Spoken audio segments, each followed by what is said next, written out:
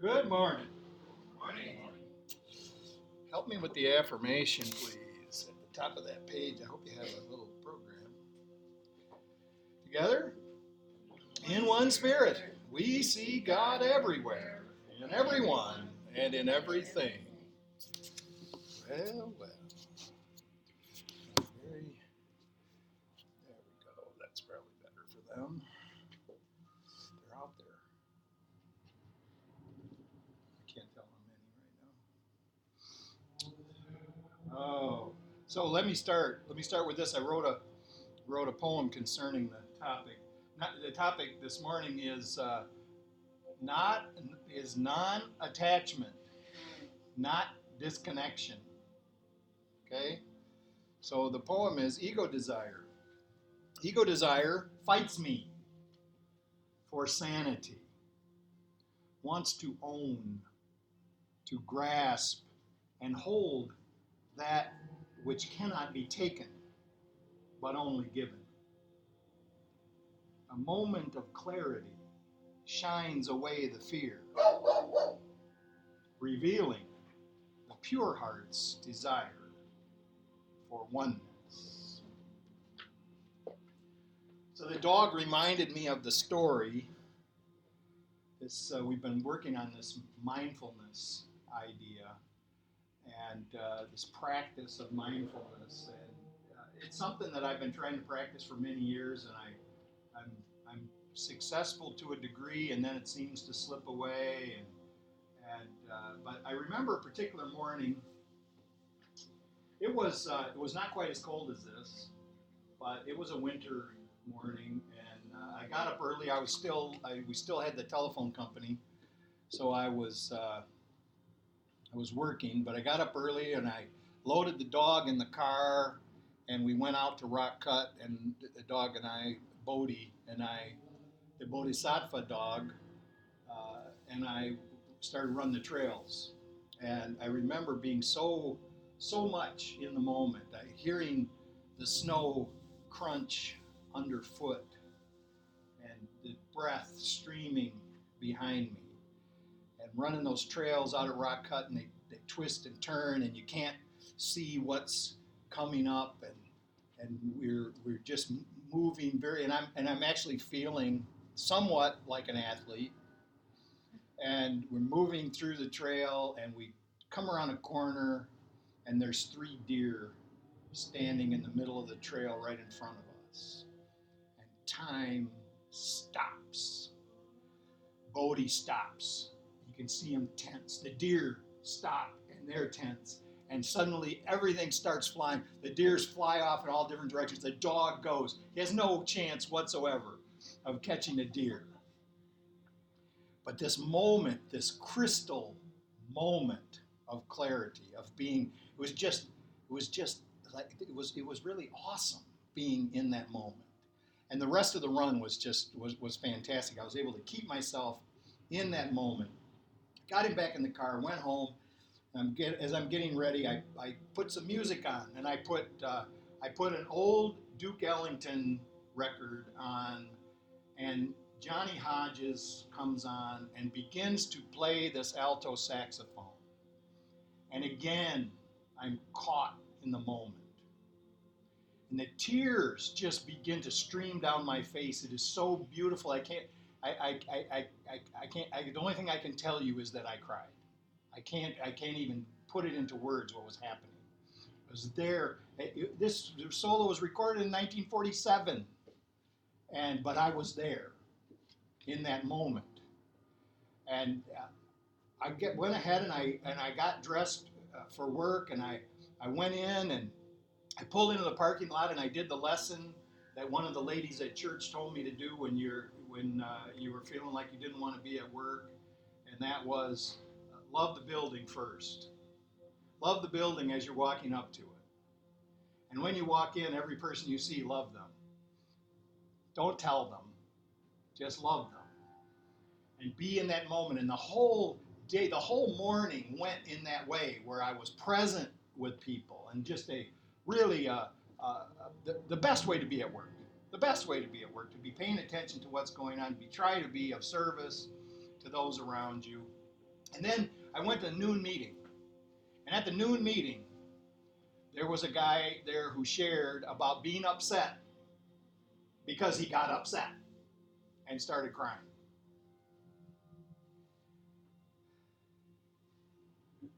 And I said,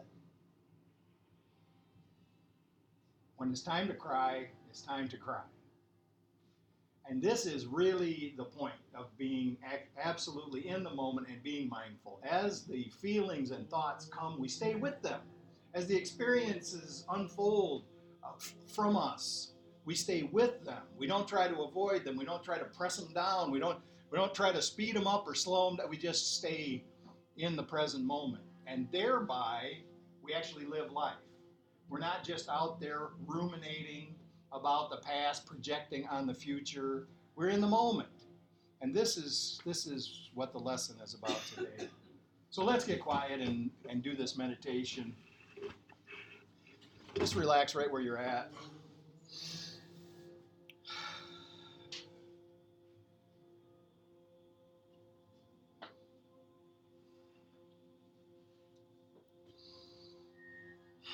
Focus on the breath. Don't think about the breath. Just notice it. No need to change it in any way. Just notice how it works.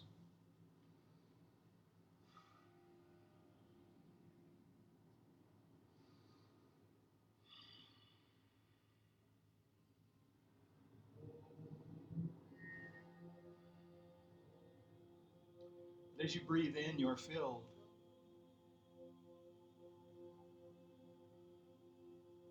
And as you breathe out, you just naturally relax.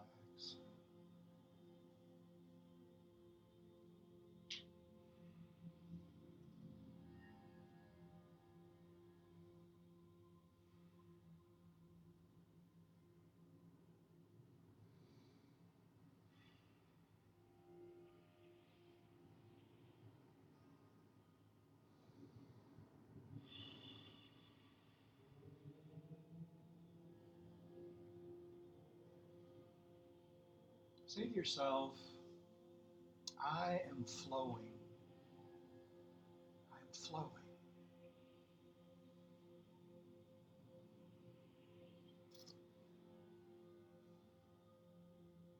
Being a part of everything. We do not have to grasp or to hold anything.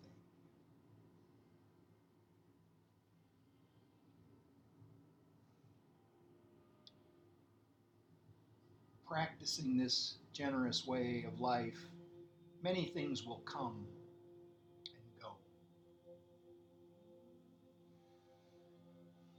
So we welcome that which comes with gratitude, and we give that which goes with joy.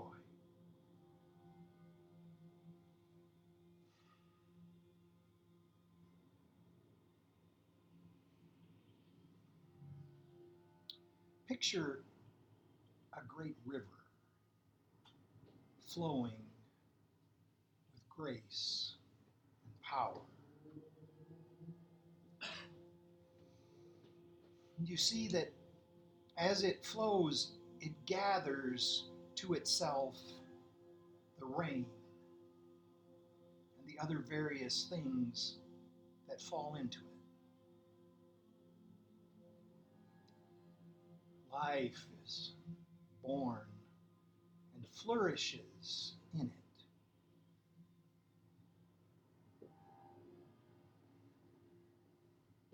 And you can see all those who live on its banks availing themselves of the abundance which the river gives up without resistance.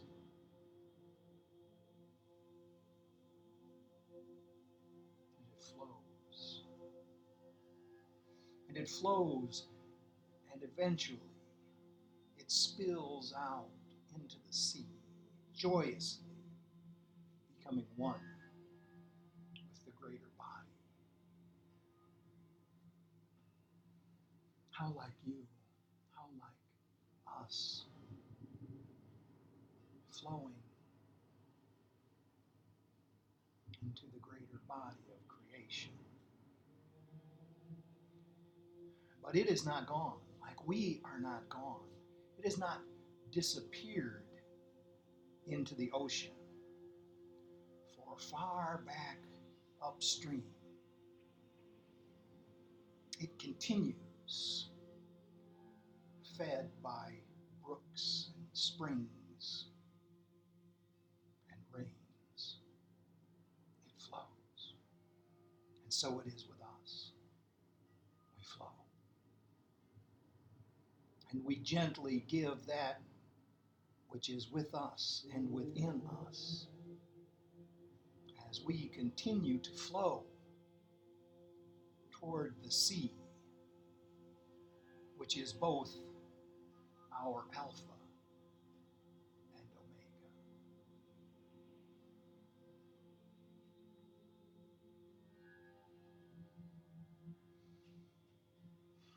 And we say amen and amen.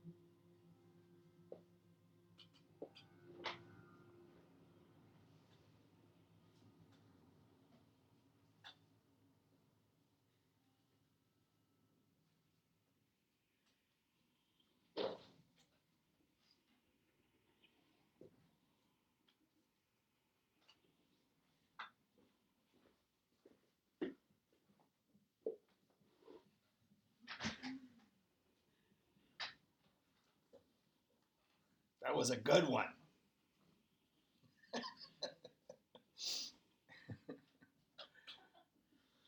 I know.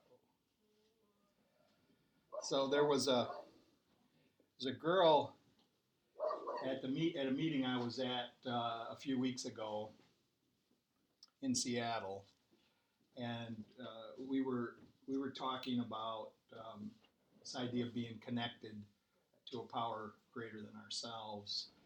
And when it came her turn to share, she said that she went out into nature, and she loved it. She felt love while she felt her own love for what was there, and she said, "Hey, I know every once in a while I'll even hug a tree." She says, "And I'm loving that tree and everything else there, but she says it seems like that's what's happening, but it's not like coming to me." And so, and as she was sharing, I just spontaneously wrote this piece here, and this is really what's happening when we're mindful and we are giving out. So consider this: when you're hugging the tree, loving the tree, what if the tree was loving you? When you are enjoying the flowers, what if the flowers are enjoying you, loving you? And what if when you are loving anything, anyone, that at some deep level, that thing, that person is loving you?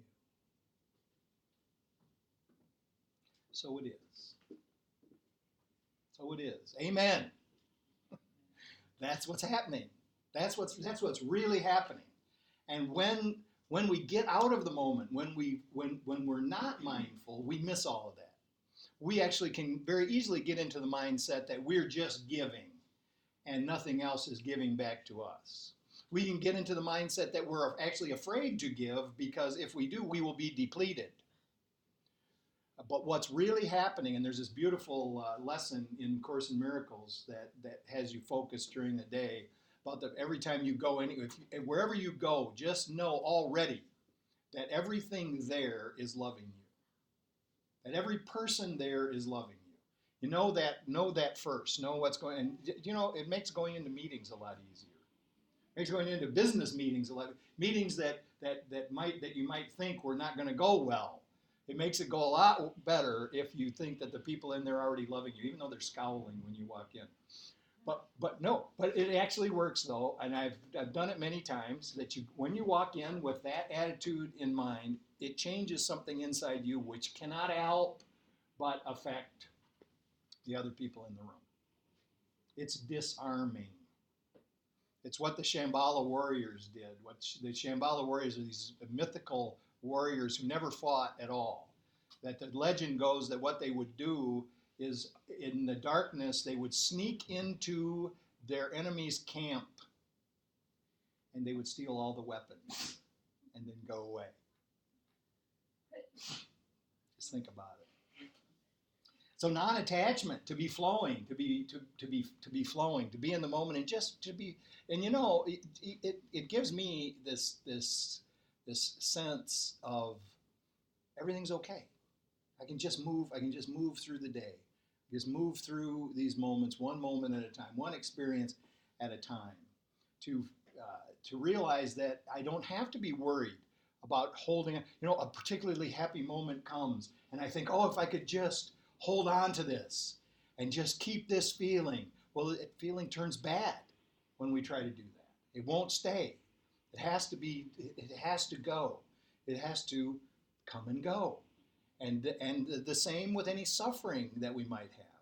And this practice of mindfulness is just it really, sometimes it can seem hard or maybe even it's somewhat complicated, but it's not at all. It's just the idea that whatever's happening, that's what's happening, and we're with it.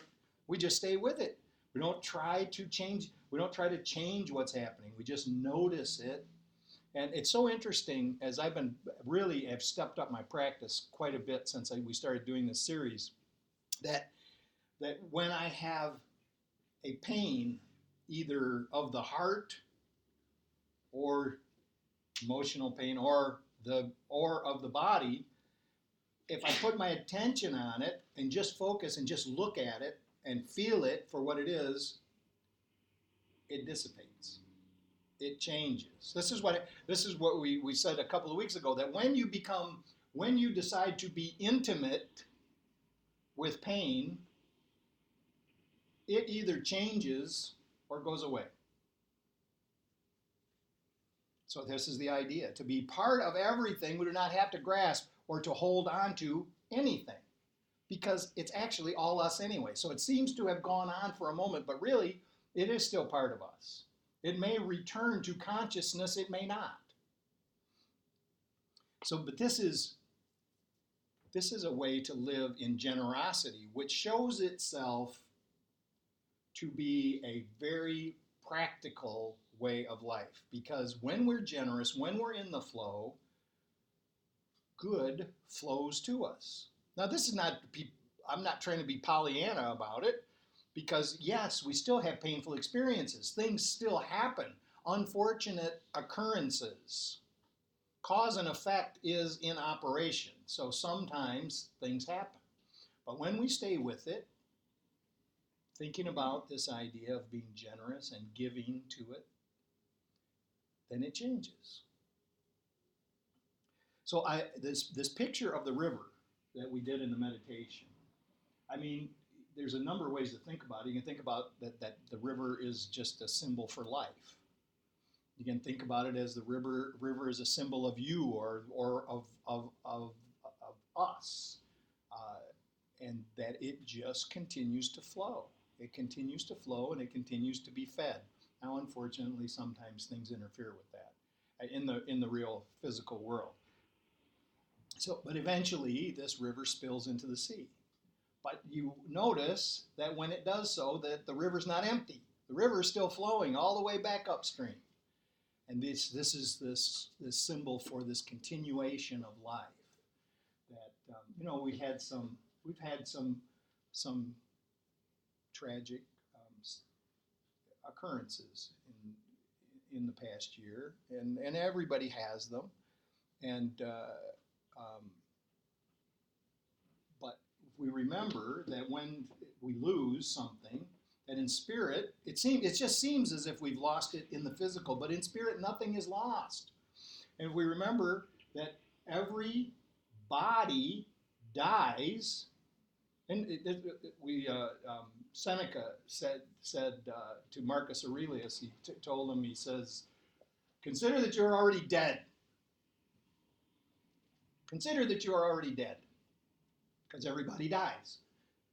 And then take what's left and do good with it. And this is really the essence of this, of staying in the moment. Just know already, don't worry about dying, because you're gonna. The body is going to. Now, so everybody dies. But what if, and I'm just offering this for your consideration, what if you're not a body? What if, as I'm telling you every Sunday, you're a spirit? So yes, you're going to lay the body down, but I guarantee you when you lay the body down, something else is going to happen. I can't tell you what. A lot of people want to sit up on Sunday morning and tell you exactly what's going to happen. I have some ideas about it, but I can't prove any of it. So we just wait and see. But while we're waiting to see, we live in the moment. We stay like right now and be with each other, right? So, and as we're with each other, part of this living in the moment is to be encouraging, to those around us. Because as we encourage those around us, then that encouragement comes back to us. Do everything we can. Staying, right now, doing everything we can to notice the good and the good behavior in our brothers and sisters, and tell them what we see. We can go through the day observing the best and releasing the less. That was almost a rhyme. We can go through the day, well, we can think about what Philo says about it. He says, and this is, Ken Wapnick shared this with us, he says, be kind to all. Everyone is fighting a hard battle. It's a great kindness to encourage others, and it keeps us right there centered with them. We can easily let go of judgment when we remember that we are all capable of unfortunate behavior. Not only are we all capable, we're all culpable. I mean, we've all done it. And so once we get that in our mind, then it's much easier to be compassionate for the other. We can easily just pay attention, catch people doing good, congratulate them on it. We're part of that too, because we're all capable of excellent and exciting things. So we speak out. We let people know that we see the potential in them. And then, because we're helping them see it, we're actually helping them act on it. So it's good service. It's a gift. It's a gift that returns to us. It can't help but come back. So encouragement here is very important. It's not about authority. So here is a place that anybody who has other people that they have to supervise and things like that to really focus on. This is not the best way to manage somebody is to not take authority over them, but actually to show them that they can do what needs to be. You can, I hate to even use the word because it's overused, you can empower them. But so it's not about bossing anyone around. Many times, it's just about sharing a quiet word at exactly the right time.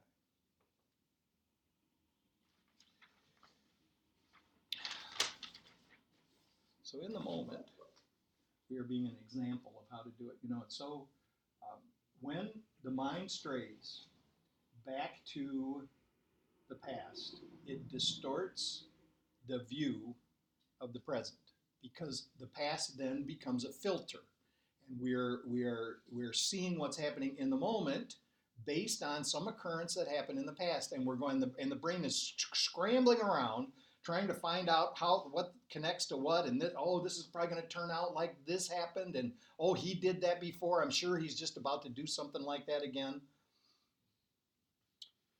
When we stay in the moment, we're open. We are open, and it's now. Here's the thing about this practice: the past keeps wanting to impinge upon the present. Well, the past actually doesn't, because it's not there. But for some reason, the ego wants to grab the past and throw it as almost like a white, some kind of whitewash over what's happening in the present moment. So this is happening to us all the time. And the reason they call it practice is we then say, no, you know what? I want to see what's now. I want to see what's right now. Not, I want to let go of this thing that's coming to me from the past. And every time that we project into the future, then we also are going to lose what's happening in the moment. So by practicing and by staying present, we become an example for others to follow. And on this path, we are learning as we go, because this is really the deal. As we practice, we get better at it. As we teach, and the course says this a number of different times, it says you actually teach what you need to learn the most. So we're on a path and we're learning as we go, but we should recognize that everything we do is a lesson to others as well as to ourselves. And this important part of our generosity, of being open in the moment. Last night I had an opportunity to be generous. I won't say any more than that because I don't want to steal all my good away from me. But there's always opportunities, but this particular thing happened, and it would have been easy to exclude. There was an opportunity to be generous to two, and it would have been easy to exclude one, thinking that I didn't have enough to take care of two. It was too much. It was a burden, but it wasn't. It wasn't. But the mind wants to think that it is. I don't have, it's just there's lack. This idea of lack, it steals our life from us. Be generous. Be generous. More is coming. The qualities we hold dear, we can practice. And in that practice, we're observed. People see. People see what we're doing. People hear what we're saying, but more, they see what we're doing. And we can talk to others about our values, but not when they don't want to know. This is like really, we have a whole group of people who think that their job is to like tell other people what they think is right. This is annoying.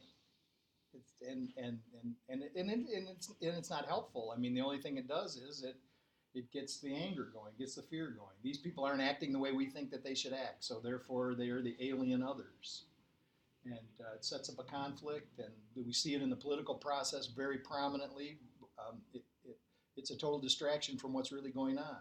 If I can keep you mad at the guy that sits on the other side of the aisle, I can go and do the sleight of hand stuff with all this other thing over here, and you never worry about that, because what you're worried about is that this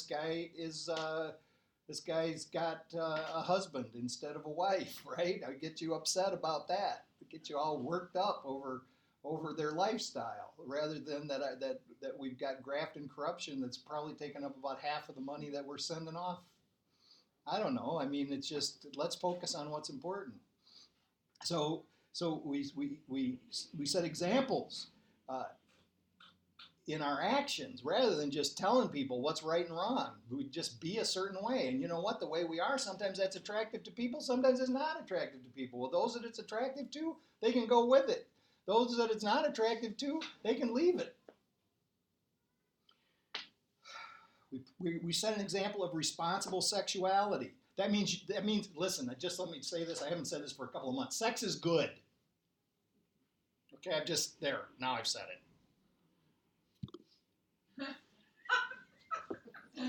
So get over it.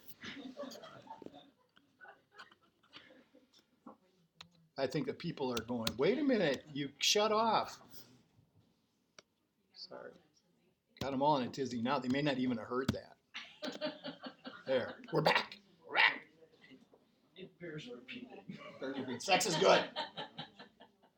But irresponsible sexual behavior just causes suffering. We need to be responsible. And this is important, and especially in the way the Buddhists think about it, it's very important to think about it this way, because what's responsible really depends upon you. I mean, it's what you think. It's what you think. And if obviously people aren't being harmed. Now, you could think it's okay and somebody's being harmed. That just because you think it's okay doesn't mean it is. But still, you've got to decide. So, So we set these examples of not harming. We set the examples of not stealing. These are like the precepts of this Buddhist practice. We set the example of not speaking ill.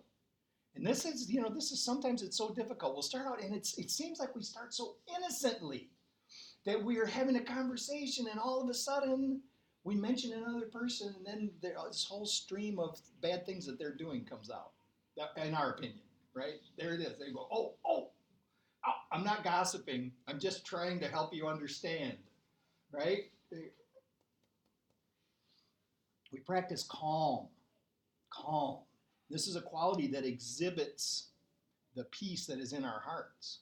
And actually, this is one of those things that the action can come before the internal feeling. That if we calm ourselves down, we become calm. And this is actually something that we can do. So the physical action in this case would precede the thought. I'm going to sit for a second. I'm going to breathe. I'm going to slow down any reactions that are happening in my body, and then just naturally I become calm. And as I become calm, then I am a center of peace, not just for me, but for those around me.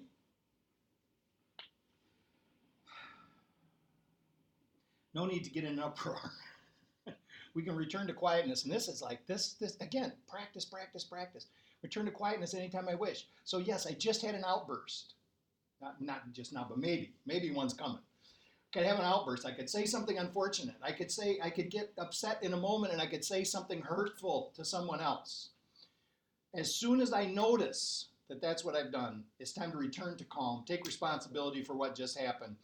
Really not helpful for me to go through all kinds of ruminations and upset and guilt and telling myself, oh, what's wrong with you? You should know better than this. After all this time you've been practicing this stuff, you shouldn't be going down this road. No, immediately upon noticing that I've strayed from this idea of being a good example, it's time to be a good example again. Rather than waste all that time being all worked up over it. We think a sincere apology, one sincere apology, and then a change of behavior does it. We don't have to keep apologizing profusely over and over again. One sincere apology, and then a change in attitude, a change in action does it. Well, most of the time. Sometimes with the other person on the other side, it takes them a minute to catch up with it. But you can't go back to being angry again if they don't forgive right away, right? So to stop grasping and clutching at outer things. This is the relinquishment of greed. Because this greed thing, the greed can never be satisfied. This is greed is what happens when if only comes true. I know you've heard me say this before. We go through life going, if only this or that or the other thing would happen, then I'd be okay. If only this big Powerball. If only I win that Powerball, man, and everything is going to be okay. And then you win the Powerball, and it ain't. Oh yeah, you say, oh yeah, I know. You say, I'm the exception. Let it happen for me. I'll show you I know how to handle all of that good fortune. And perhaps it's true, but statistically it doesn't bear out. I mean, the majority of people, we've talked about this before, but the majority of people who get a huge windfall that they were not prepared for and didn't do anything, and I don't mean to say it in a puritanical kind of way, but didn't do anything to earn it, there's problems that happen because all of the problems that we have before this huge pile of money just fell on us are still present, except now we've got money. I mean, yes, you know what's not present? We can buy a house, we can buy a car, we can buy all sorts of things. But all the other internal problems, they don't go away because of that. We think they will. It doesn't have to be money. We could be thinking about if I just had this job, if I just had this person in my life. But we get the thing that we've been saying if only about, and we find out it's not enough. Find that person that we so badly wanted. We get them, and then all of a sudden we find that there are one or two flaws. And it's interesting, those flaws seem to grow. We'll go, what? Wait, the only reason that happens is because we're looking for that person to fill this hole inside of us that can only be filled through our own love. So we could be very happy with this person if we would just stop thinking that they needed to fill the hole. State of mind is reflected by our ability to give freely. One way or another, we're an example in everything. We can be an example of what not to do, or we can be an example of what to do. We get to decide what kind we will be.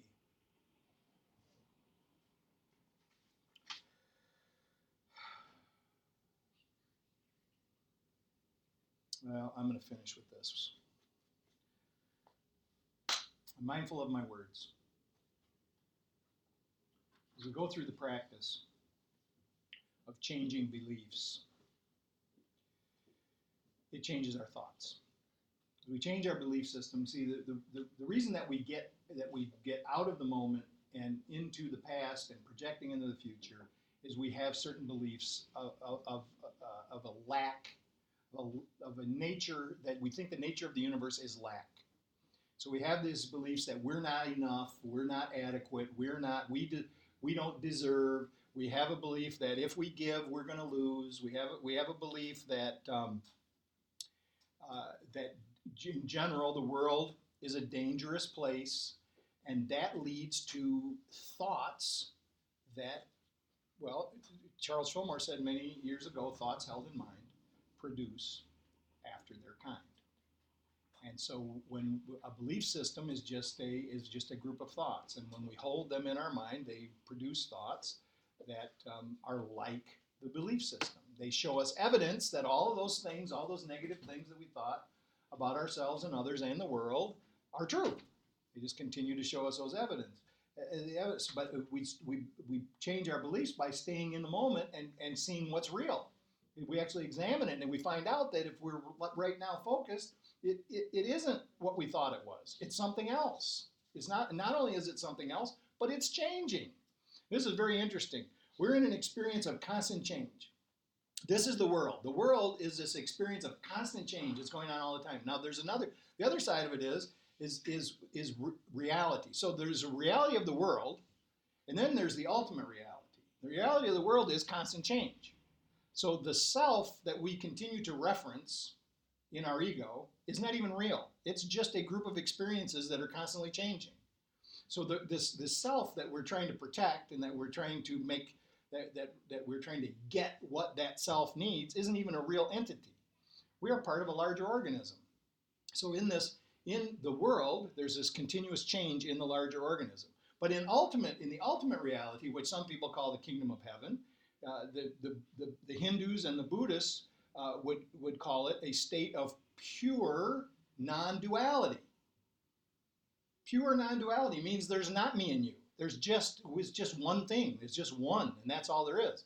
Well, that's not the experience that we're having, but that's where we're going. That's where we're going eventually. Well, the Course says anyway, it's already happened, but we just got caught up in a loop. But this experience that we're having right now is the reality of right now is there's this constant change happening.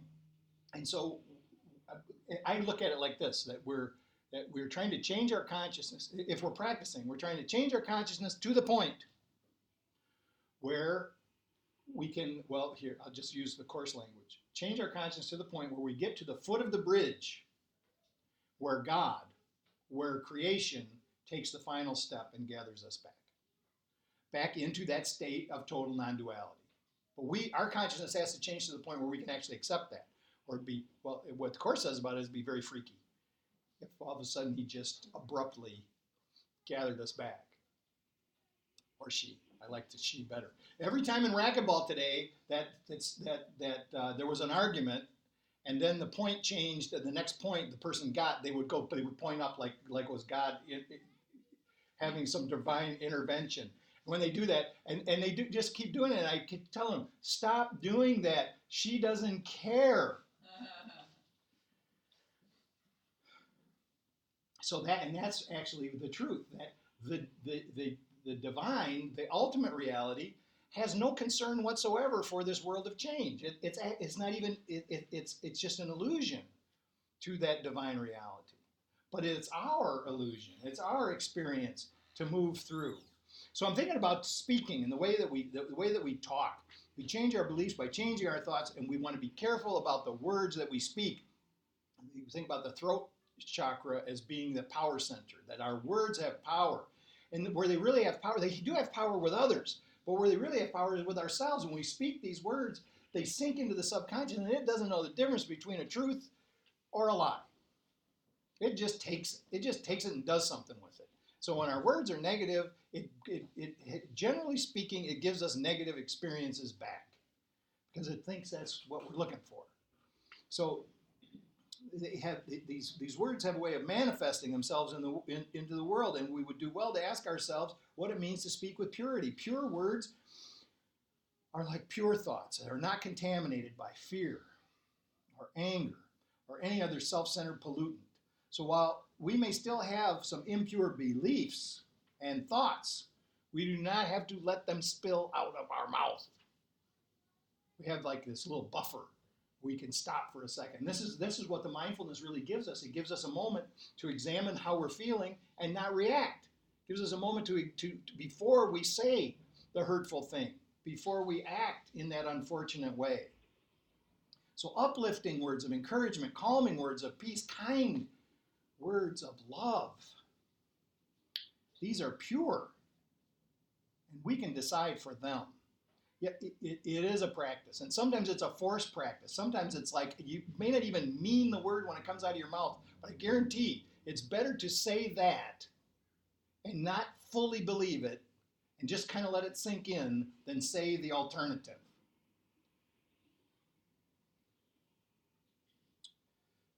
Practice. We're filtering our words so that only that which we really want to say comes forth. And that's the other thing. We actually don't have to say anything.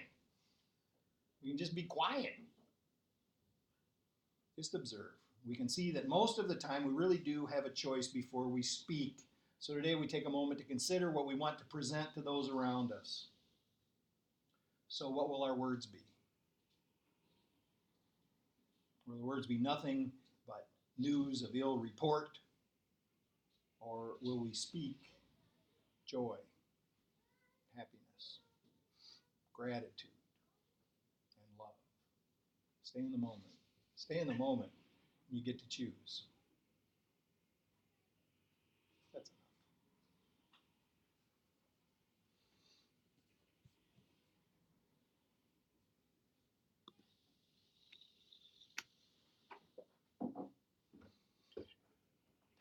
Talk back.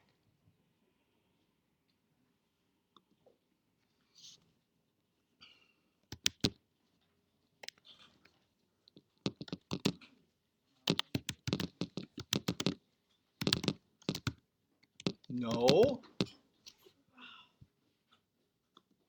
They're still watching, by the way, so don't say anything unfortunate.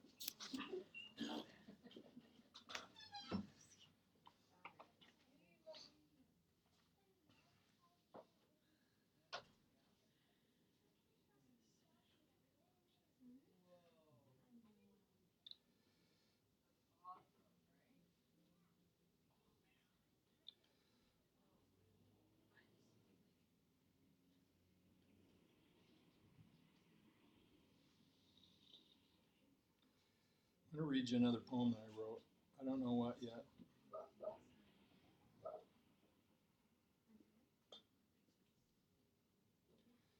Come on, somebody say something while I'm looking through this. You said not to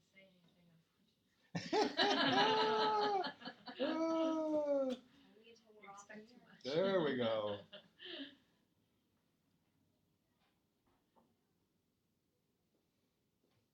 So sometimes the experiences are really like poignant and joyous and everything like that. Sometimes they're not. So here's one I was having not too long ago. Trying to figure out this empty space, mapping its dimensions, drawing boundaries, a cipher of madness, unsolvable. You want to stay with that too long.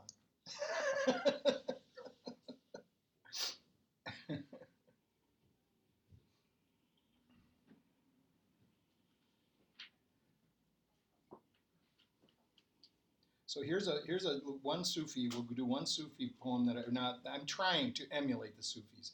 I'm not saying I've got it yet, but one with you. What have I need of? Hearing your voice, which song will surpass? Seeing your face, is there another loveliness?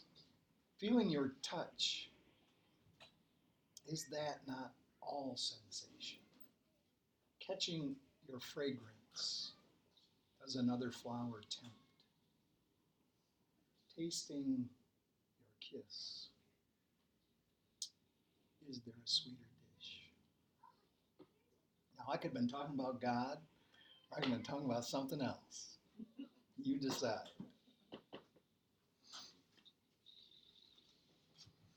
Okay. We're going to take an offering.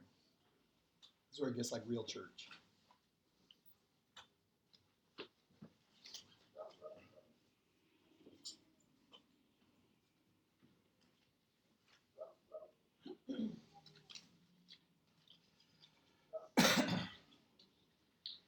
So we take our gifts, whatever they may be, and we just hold them in our hands and realize it's just a symbol. It's just paper. But it's a symbol for the good that's continually flowing to us.